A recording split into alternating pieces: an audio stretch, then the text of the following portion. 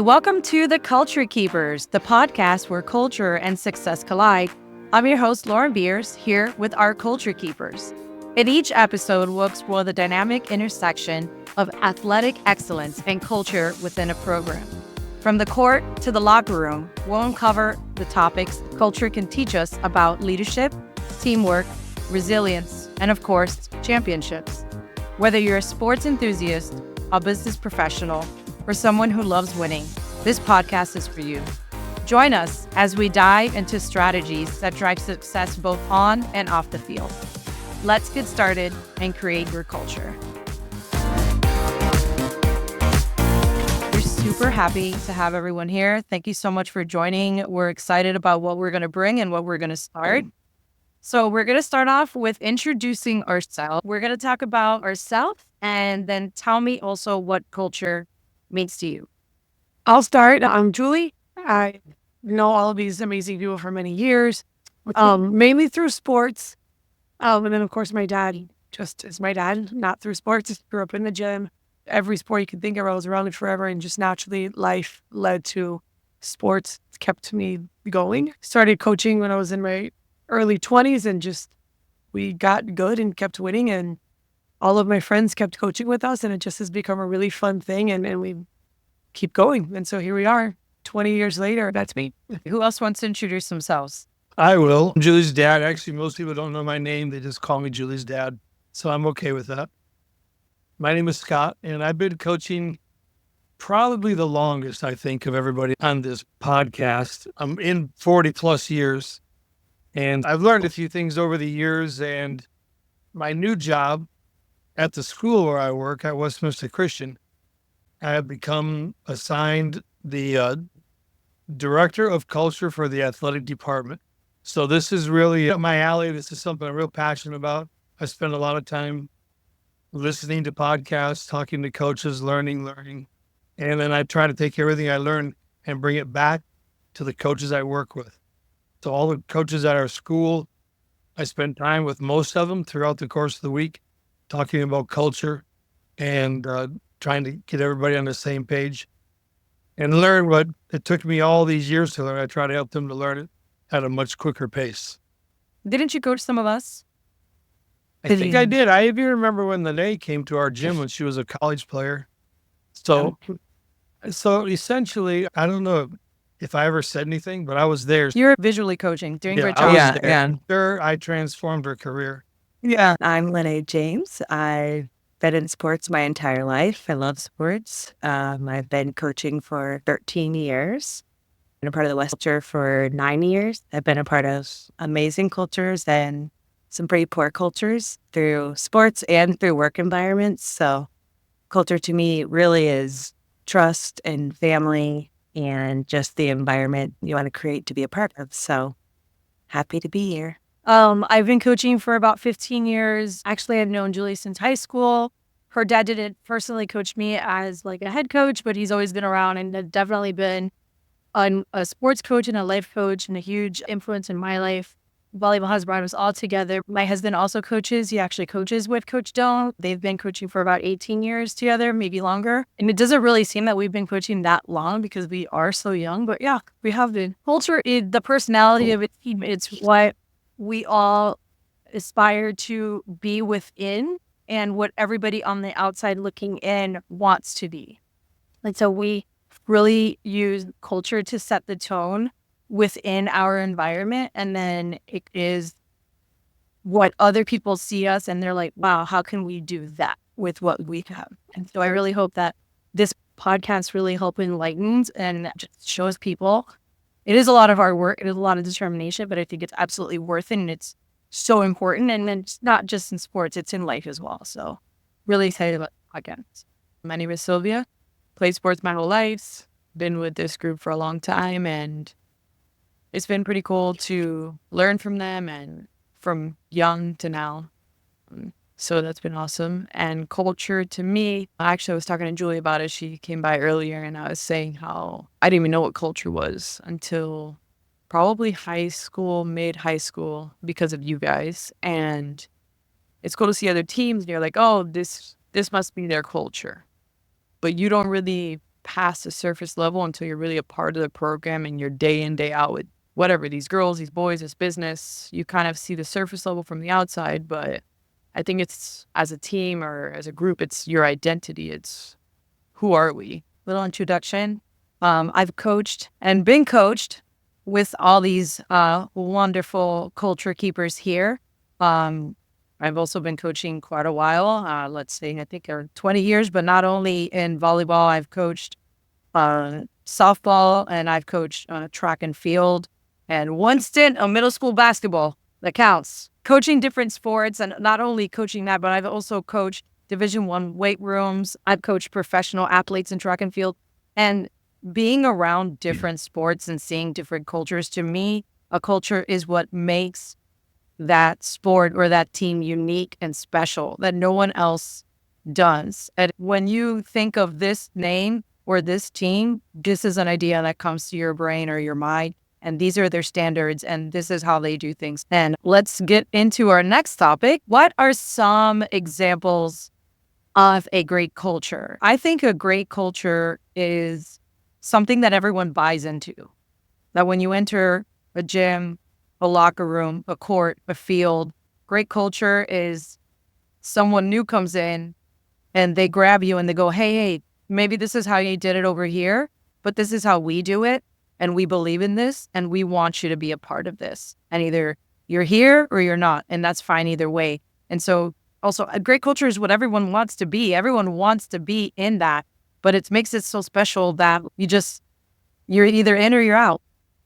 It's funny you said that because I wrote buy-in as well, the same thing. When I coached previous teams in the past, I've had buy-in from athletes, which is amazing, but then the parents were not on the same page. And so I would say it's buy-in from not only the people, directly in contact with you, but those support people as well who are helping. And that was a big frustration and a stopping point for me when I was coaching a different team because I didn't have that other support. And so then it was two opposing forces and it really kind of destroyed the culture that we were trying to create. And so it felt like we were fighting against the stream. So that's just something I think I totally agree with. Yeah. I think culture for me is everyone having mutual respect and recognizing each team member's strengths and contributions to the team. And we do it all the time in our practice. It doesn't matter what number you are on the board. Maybe you're at the end of the bench or you're actually on the court. Having that mutual respect across every single player and all the coaches, that's huge sign right there for culture for me. I think it's been a huge and very important part of our Westminster culture for a very long time. I think Julie does a really good job. Coach Stone does a really good job of making sure that no one is ever bigger than the program. That's not what it's about. It's about holding our beliefs, strength as a coaching staff, and what we believe truly makes us a great legacy program is that mutual respect from the bottom of the list all the way to the top. Maybe because we've all been coaching together and be ready so long, how we think a lot and we say a lot of the same things. So Lauren said something, and when I said I wrote that down. Sandra said something, I was like, oh, we're just going to say that. I think it's a really big deal that nobody's bigger than the team. Nobody's bigger than the program. And I think you have to be at a point, and it's hard because there's a lot of talented athletes out there. And I've heard a lot of coaches say, she's our best player. Then you have to be willing to give that up a little bit for the big picture, for the culture, for the program, if you're really going to try to build something significant. And it is hard. It takes a lot of guts, and a lot of courage, and a lot of support from your staff, from your administration, that nobody can be bigger. The superstar cannot be bigger. Because if everybody really, truly matters, number 15 on the roster, number 1 on the roster, then nobody can be bigger. Obviously, in a game situation, people's skill levels are different, and you have to have your best player. And your worst player maybe isn't going to get on the court, but the attitude matters, the effort matters, the respect matters. I think that's maybe what we're saying with nobody is bigger, and it's the same level of respect.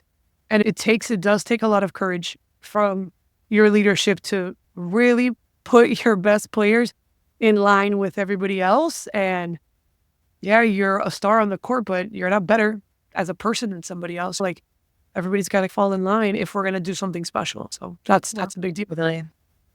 I think building off that, culture hits you in the face when you join a program. I think true culture will hit you in the face. And if you walk in and you see this group, this is the culture, and you have that one person that's the oddball out, and it lasts over a few years. I think there's certain programs, places that maybe have temporary culture. So 1 year you have a good group and it works, and then the next year it's something different. I don't think that's true culture. I think that's just something, I don't know the right word for it, but true culture lasts. And people come to this school, to Westminster, because of the culture. That culture has to last for it to be real, because 1 year of something isn't long enough for it to be a culture. That's more of a vibe. I think one of the things we do in creating our culture, so I tell the coaches I work with, the coach creates the vision, the players create the culture, or not. But everything you do is your culture. It could be a bad culture, and that's what we're working on trying to fix with coaches I am involved in. But we have to teach them, because they don't know. High school kids coming in don't know what it's supposed to be. So the ones that are there from the year before hopefully teach the ones that are coming in. And then we teach them words, concepts, ideas. We even care about when you walk in the gym, the way you're dressed. That says something about your attitude toward this program. And hard work is a given. Then we have to define all those words. What is hard work? If we gave a definition just right here on this podcast, we'd probably have 6 different definitions of what hard work is, and they might all be right. So we create very intentionally 4 or 5 words that we use as our main points in our culture. We live up to those things. We write them on the board. We remind them. We reward them when they are keeping the culture. And it's a big deal. It's got to be a big deal, or it's never going to work. So I think our thing is that we're really intentional about keeping it going, and we don't let it slack. One thing I really loved to hear was 2 things, a look and language. And to me, the look, like when you see a team, like when you see a color, when you see a logo, you're like, I know who they are, I know what they are. And then language, and learning language within a culture is a big deal. I mean, I don't think you could for coaches as well. If any coach has ever been around us and will say something and they're like, I have no idea what that means. What is that? And it's all like, that's okay. We're here to teach you. You're here to learn. Totally fine. So language and look, to me, is culture as well. Yeah. And I think, like Coach Stone was just saying, like, it has to be defined and clear, because otherwise there's confusion, and that's where things start to slip through the cracks. And I think, like you're saying, the language and giving those like practical tools for the girls really helps, or your employees. Yeah, I agree. So with that said, that gives a really good segue into what and who is a culture keeper. And to piggyback off of what you guys just said, going into that, for me, like Julie said, it doesn't have to be your best player. It's the one that sees something and goes, hey, that's not how we do that here. Let me show you how we do this. And we need you to do it this way, because this is what it takes to be successful. So that's what a culture keeper looks like to me. Maybe it's not your best player. Maybe it's someone on the bench, or maybe it's your second best player. Or someone just has a job or a role and they love it and they use it and they embrace the culture and they help others embrace it as well. I know maybe we've said this a few times, but for the sake of repeating, I think that if you're running a program, running a business, running a family, you have to figure out what you want your culture to even be. And you're going to have to collaborate with your other leaders, with your staff, family, whatever, your people, your leaders, and figure out what even is our culture supposed to be, and then write it out. I think we've mentioned a lot of these things. Define it, get some definitions, get some language involved, and then you have to teach your athletes, teach your employees, teach your family, whoever you're in charge of, you have to teach it. And it's going to have to be constant and over and daily and weekly. And then when we recognize it, we're going to have to celebrate it and point it out. And when it's not in line, so it's not always, oh, that's not how we do it, but hey, that's exactly what we're looking for. Really good job keeping the culture. Hey, we talked about this and you did it. And so I think part of the culture is also catching them doing it right. And I know in the business of coaching and teaching, it's very easy to be like, oh, that was wrong, that was wrong, that was wrong. And that's just the nature of sports. We're always trying to correct. But I think a good culture and a positive culture, and somebody wants to be a part of, we're also catching them do it right, and not rainbows and butterflies and everything is just sweet and positive. But hey, these are the standards, this is what we're looking for. And we're really going to celebrate when you've at least attempted to get it right or trying to make the change or recognizing it's not right and trying to get us back on track. And then I think people talk about, oh, I don't have leadership or I don't know what the culture is. I think that you have to teach leadership like you teach serving, like you teach passing, effort. Like that's a skill that can be learned. Obviously, as people are kids, somebody's real chatty. Maybe that person turns out to be the vocal leader. Somebody's more introverted. Maybe that person leads by example. So personalities play a role in the type of leader people are. But I 100% believe that leadership can be taught. And if you want a good culture, it has to be taught. Like it's got to be as much of a priority for you as it is. Teaching leadership and culture should be equal priority as teaching whatever your skill is for whatever whatever sport you're coaching. It's got to be the same. One is not more important than the other.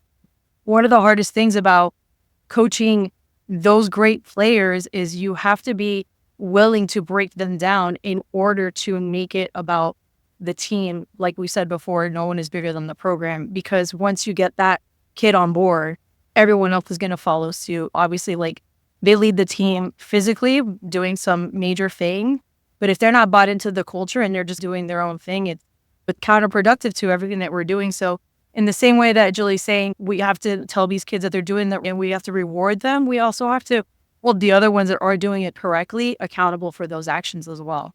Everyone needs to buy in. Every single person is equally important, but it really does make a difference if those top 2 players are bought in and they're doing it day in and day out, because all eyes are truly on them at all times because of their, whatever it may be, their skill, their leadership. So people who are coming in are looking at them the first.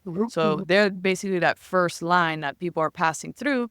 So if you can have them be invested and have that culture ingrained into them, then I think that makes the culture much easier to teach and to continue. Because if me and Julie are the 2 best players and she has a culture and all these girls are following her, I'm going to be the oddball out. So it's going to be hard for me to be a leader if first I'm not invested in the culture, and second, no one's listening to me or looking at me anymore because I'm that oddball out. An example I have is I was in college and we had this girl come on a recruiting visit, and we were a good program in California.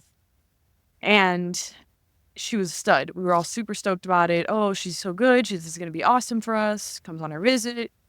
I wasn't part of the whole visit. Like, we had one player that went to dinner with her, but the coaches spent a majority of time with her. And next day, oh my gosh, what happened with her? No, she's not. We're not going to offer her. We're like, why? And they said, it doesn't seem like she's going to fit into this culture.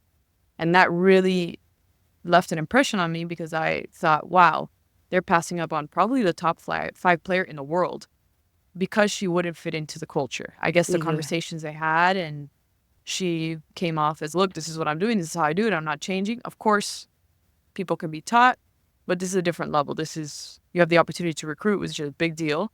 And you're passing up on an opportunity on someone who has a lot of skill because of how important the culture of your program is. And that program has been top 10 in the country for the past 6 years. So I think that really shows how important that culture is. I don't know what would happen if she came in. Maybe she destroys the culture, implodes, like Sandra said. But I think as coaches, it's our responsibility to hold every single person accountable. And we don't have the opportunities to go out and recruit all these girls, but we get what we're given and we have to make it work. So I think that's really important. And I think a mark of a great culture is coaches don't have to spend a lot of time harping on it. Like, it's just working. Players are holding each other accountable. That word is probably overused. Even what does that mean? But when it's really working, we don't have to fuss about it all the time. They got it. And then once you have some success, they realize, man, these guys know what they're talking about. Here's what the team looked like last year. We got to replicate some of that again. And I think when I'm talking to coaches, I'm asking them if they have a good culture and how do they know that? What's their measuring stick? And I just think one of the things is I don't have to be on them all the time, because they just know they got to be on time. They got to be dressed the right way. They know what's written on the board. Let's get started. They know to warm up. That stuff just happens. and we don't have to. There's times when we come in a little after and they're already on the court doing things. That just reflects on their culture and understanding. And when we're creating those standards, we allow them to have some say in what they think is important. And we hope what they say and what we say are the same page. And often it is, because we've trained them that way. And then when the buy-in becomes so much easier, when they're the ones that said, here's the terms that we need to follow. For sure. I think it makes it a lot easier to have culture keepers when you have the history or you have other girls who have been through it. And I just think about starting a program or stepping into a new program or a new position, putting people around you, especially when you're starting out. So that way, when you get that culture going and rolling, like you're saying, Coach Stone. I think that I'm going back to college. I joined University of Miami and they had switched coaches. You could see the different types of people, not players, just people, and the culture that they had and the culture that the new coach was trying to implement. And there's a big divide. And I really think that affects a program.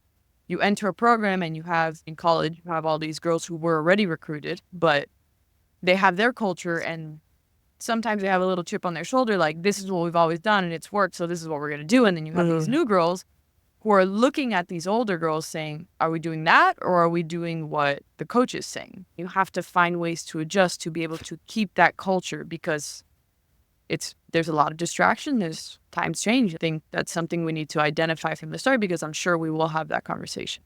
I think we'll probably also talk about relationships with your athletes. Obviously, professional, appropriate relationships. But I think part of the way you get people to buy in is you have to build some sort of relationship connection with your athletes. And they're going to respect you for the most part, probably because you're the coach, right? Then have that relationship so that when you do have to have the tough conversation, because it will happen weekly, you can. And we're not going to cry about it. We're not going to pout about it initially, like maybe they're going to be mad or whatever. But then once you settle your emotions, okay, listen, coach is trying to help me. Let's talk about our quote of the episode. This quote comes from the great Miami Heat coach, Pat Riley. This quote, Coach Riley says, "The hardest thing to do as a coach is to get players to do the things they don't want to do in order to achieve what they want."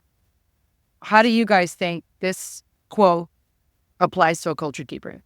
I think it's right. I think it's really hard. I think it's tough and it's exhausting and day in and day out. And sometimes it's so easy. Like, oh, the girl wore the wrong shirt. I just want to yell at her and I just want to ignore it because I don't want to fight today. But it's, hi, come here. You wore the wrong shirt. Please explain. That's not how we do it here. A reminder. Okay, there's a consequence for that. But I also feel like this weight of if you let it slide, then you're opening the doors like anything is going to slide. And we say over and over, how we do anything is how we do everything. If we're going to say that uniforms matter, Sylvia doesn't care about uniforms. No, that's not true. Wear That's whatever you not want, true. guys. That's Well, not we're going to true. say that it matters. We Fun play vibes. outside. Some people Fun like to wear vibes. tank Yeah. tops. Some people like to wear long sleeves. It's a As totally long different as we wear sport. Westminster, yeah, totally different sport. We're not going to indoor here. I guess that's my Yeah. point is if we're going to say that it matters, then we have to actually make it matter. Yeah. And Yeah. then maybe one day, like, Sandra, I can't deal with this. Like, you're taking care of that because I'm at the end of my line with that topic. So yeah, Lene, you can't do it by yourself. And if you want to be great, if you want to be the best you can be, then I don't think you can do anything by yourself. I think it's not even Yeah. fun to do it by yourself. What's the joy in being great by yourself? That's so lonely. It's boring. I don't know. That's The boring. reason I think we've all kept coaching for so long is because we have so much fun together. Yeah, I think we touched on this earlier, but if you want them to do something, it has to be clearly defined. And then I think it has to be repetitive. You have to repeat. And so I think that goes into practice plans. And I think that goes into having eyes on them. If you want them to be staying 2x2, then we need to have somebody making sure that they're staying 2x2. Or if we're trying to serve this zone, then, we need to have somebody watching and making sure that, okay, you didn't do it. Let's try it again. No, you didn't do it. Okay, why? And asking those questions and, I don't know, just being on them about it. Yeah, so I've had an opportunity to have conversations with the Heat coach, Eric Spoelstra. And he tells me the same problems that we might have in our gym, he has the same problems in his gym. It doesn't matter that they're professionals. Some people still come in and fight the culture, and so he's asking, we're sharing ideas, and here's what I try to tell the coaches that I work with. If you fill in this blank. If I want my team to blank, then I have to, whatever that blank is, work hard, be on time, whatever the word is. And so we model it and then we manage it. And we're going to show them by our actions, here's what's important to us. And then we're going to go do the same thing. We can't expect them to do something that we're not doing. We can't expect them to be on time if we come late every day. We can't expect them to be disciplined enough to be 2x2 if we're not disciplined to do our job. So model and manage, I think, are two important parts of creating that culture. Not just say words and move on, because then it's really not important. We got to keep it out there. We have to attack them with it every day, but it's just got to be out there where they know what the expectations are. Yeah, I think that exactly what Coach Dunn said. I'm going to talk about probably LMU a lot, so forgive me if it gets annoying, but I thought it was just such a great culture, and how we say, okay, you need to stay 2x2, so we need to be on top of it. For example, this is maybe, you don't have to go this far, but we would run shuttles and they were miserable, like horrible. They would run them with us. The coaches would run them with us. So we're like, wow, they're so bought in that they're actually running with us. I think that if we're asking them to do something, we need to also be accountable for keeping them accountable, whether it's running sprints with them or making sure they are 2x2. Or if we say we're matching and the coaches come in random clothes, like I think you have to lead by example in a direct or indirect way. Like for games, coaches match. That's something we do. And it's a reflection of we want to match, so we have the girls match. But I think that same thing, things that the girls don't want to do, I think you also have to pick and choose what matters to you. Mm-hmm. Because of course, there's a lot of things that girls don't want to do. No one wants to run sprints. They don't want to match. But pick and choose what's important and kind of build off of that. To me, it's not so important that they match. I have other things that are more important, so I have to pick and choose. I can't choose everything because then it's just too much. And no one really wants to be picked on for every single thing. So I think that is really important, to pick and choose as a coach what you want. And to also discuss it like, hey, is this important to us? I feel like we're losing focus. Maybe we need to start matching because it's getting a little out of control. Maybe that's one thing that'll draw us into focus a little more. So I think it's something to discuss also with all your other coaches. I think that's helpful. No, good stuff. For me, sometimes to do what they don't want to do is you got to make it fun. They're not even coaching high schoolers, but when coaching middle school, they don't want to throw their bodies on the ground and they don't want to run on the way to the end of the gym to get a ball. And you're like, okay, but you get tons of bonus points if you just run and touch a ball. And they're like, oh, yeah, that's great. And then all of a sudden, yeah, everyone's winning. They're winning because of that. So you have to make it fun too. Not all the time. It can't always be fun. But when you're coaching different levels, you also have to see what is going to make them do that uncomfortable thing that they need to do in order to win and to achieve what they want. And so making it fun sometimes is really good. I want to add to that. I'm definitely not the fun coach, but I do think that I'm not negative, or I try, at least not out loud to the team. Maybe in this circle, I can be pretty negative, but out loud to the team, I try to be very positive, very uplifting, a high standard. And if we're not going to get it right, we're going to do it again. But I think that really a big part of why we have success and why people have really great memories with us. And I've had girls play high school volleyball that also play college, and I've called and say the best years of my playing were in high school. It could be that the school's an amazing school, but our volleyball, it's really something special. But I think it's very positive.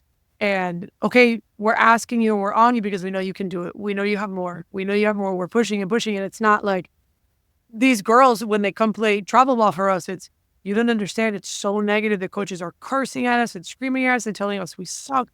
I don't think we've ever told somebody you suck as a player. Like, maybe what's happening sucks, but you're terrible. Like, why would we say that to anybody? Yeah. And so I think that our environment, though it's very tough and intense, it's very positive and encouraging. And I think that we are pretty good about celebrating when it goes right.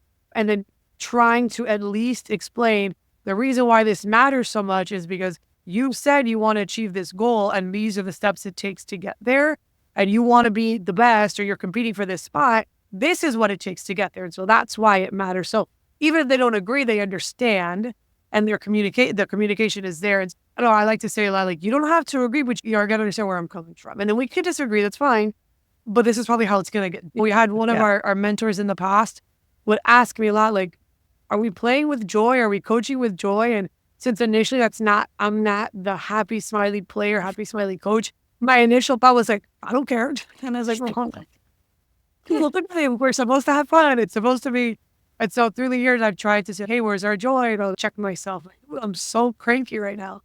I think it matters because really it's just sports. We love sports, but in the big picture, there's so many more things more important than a game. So I think we do have to keep that perspective where it is fun. Something has to be fun every day. Even if it's hard, it can still be fun at the end.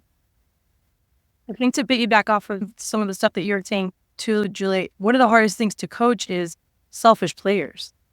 And when you get these selfish players, they don't see the bigger picture. They just care about themselves and the way they want to do it. And going back to what you said about making and creating, forging these relationships with these players, like getting them to buy in and removing that selfish attitude and turning it into, I have to do this way because it's for my team. And it doesn't necessarily have to be the way that I need to do it. I have to do it that way for my team. And I think that right there is one of the hardest things to do when you're coaching is managing that selfish player. They don't end up selfish towards the end of the season, but when you first get them in there and they're just dead set on doing it their way, breaking them down and sometimes it takes multiple conversations, pulling them to the side, showing them the bigger picture. I think that right there is one of the hardest things to do too. Along with the selfishness also comes a lot of perfectionism. And with social media and everything, we see these girls that it's like, if I'm good on the first try, I suck. And so getting down on themselves and maybe, that comes across as they're being selfish or, trying to be perfect. But I think that we do a pretty good job of, no, like you've got to do it this. So no, we do it this way because in the future, it's going to be better for you. It's hard now, but in the future, it's going to be better. And I don't know, I just think that has been a big benefit to me as a parent also. Absolutely.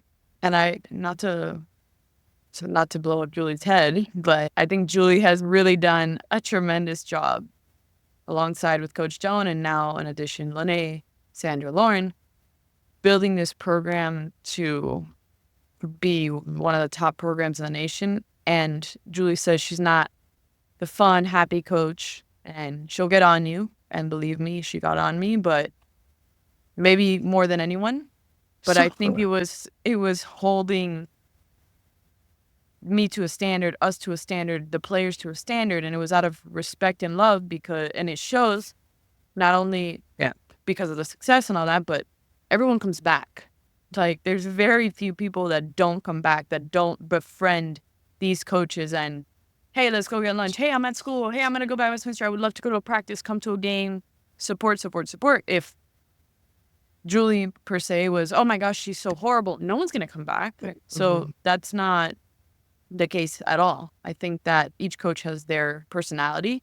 Maybe Julie clicks with one player and Lauren clicks with another, but no matter what, they're still going to respect and love Julie. Maybe they need to hear things from someone else to get through them more, but which is why a coaching staff and everyone buying in is so important because everyone has an influence and maybe one player connects with the coach more and they're going to have more of an influence.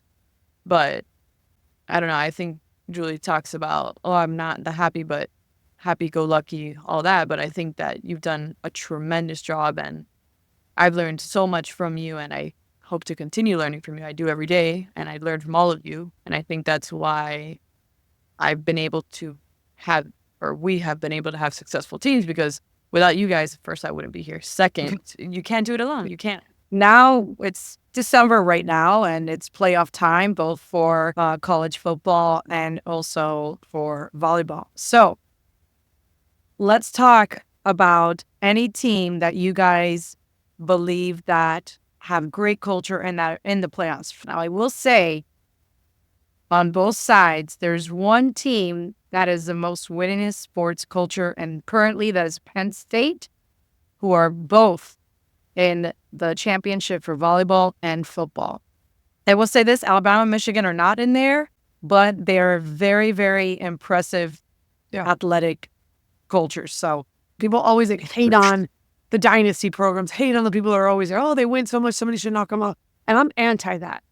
I have so much. I know, obviously, we're not professional teams, right? But I guess in the world of high school sports, we are. We have one of the best programs in the country. I know how hard it is to do what we do and to continue to be good year after year. And so every time the New England Patriots are doing like, oh, I want them to lose. Like, why the heck? Alabama, whether you like the guy, hate the guy. They must be doing something right to continue to be the very best. If you're the best, stay the best. I think it's cool. I don't always like, root for the underdogs. Maybe when we first started, we were the underdog. But if you're good and you've been able to maintain this thing for years, keep being great.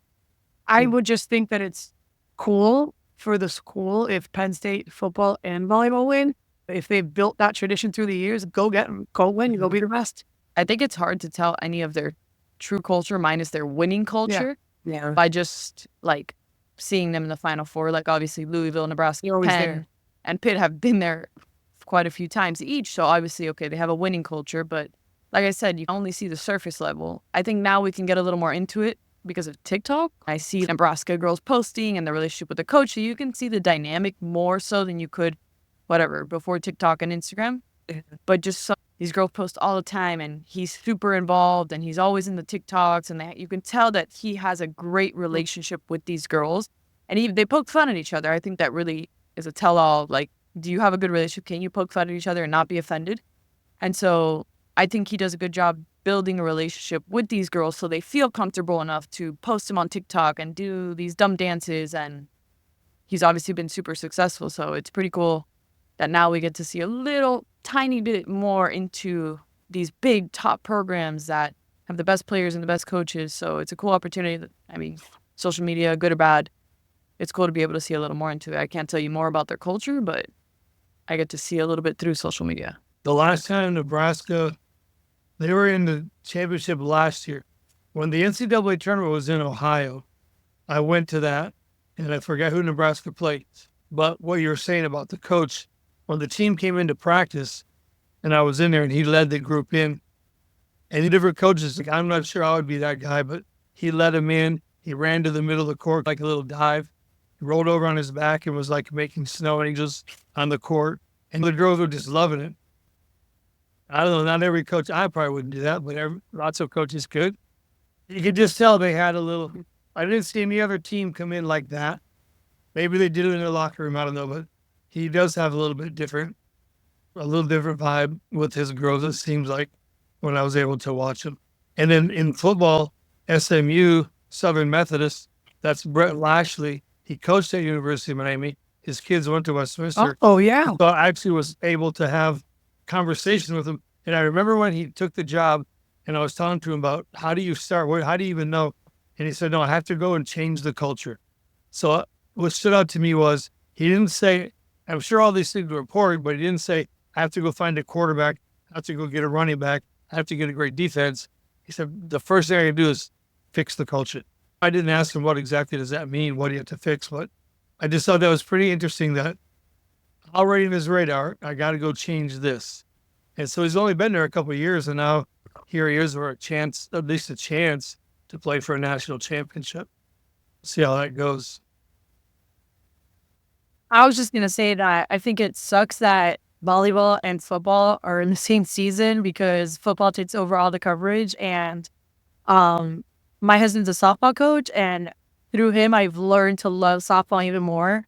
And what the softball coverage that they get during there, it's just insane. And you can really see, and they really just cover the girls and those teams, and you can really get more of an intimate look into their programs as you would like volleyball, because it's competing against football and it sucks. Like in the media world, it just sucks. That I think it's great that we have a sport, but it just sucks that we have to compete at the same time because we won't get the same coverage. No, it definitely gets overshadowed for sure. Yeah, it's just hard to see and dive into all those programs. And even during the regionals, like you couldn't even watch it. Like you had to have a plus and people couldn't watch. And it sucks. And I'm not a big TikTok person. It didn't even occur to me to get on social media, go find a team and go dig into their culture. Like it it sucks that we have to deep dive to go find out who they are, where football, basketball, they get that different coverage, but it is what it is. Well, even on YouTube, Nebraska has. I was listening to their seniors talk today.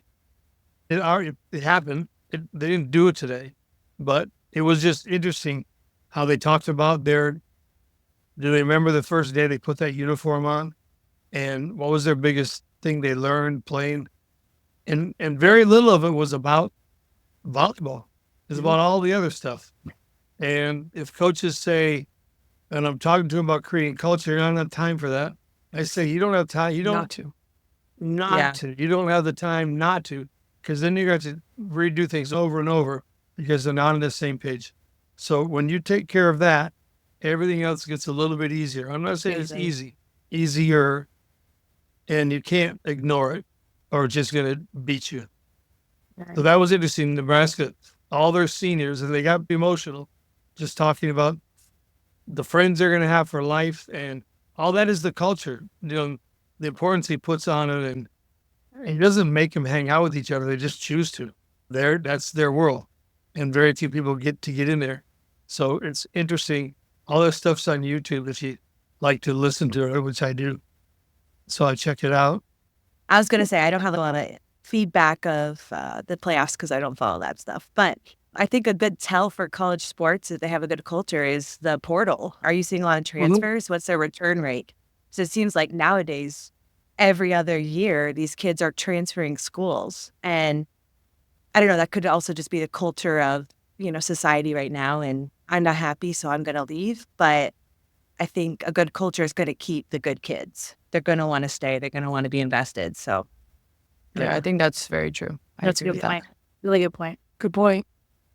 Except the money also. True. That NIL deal.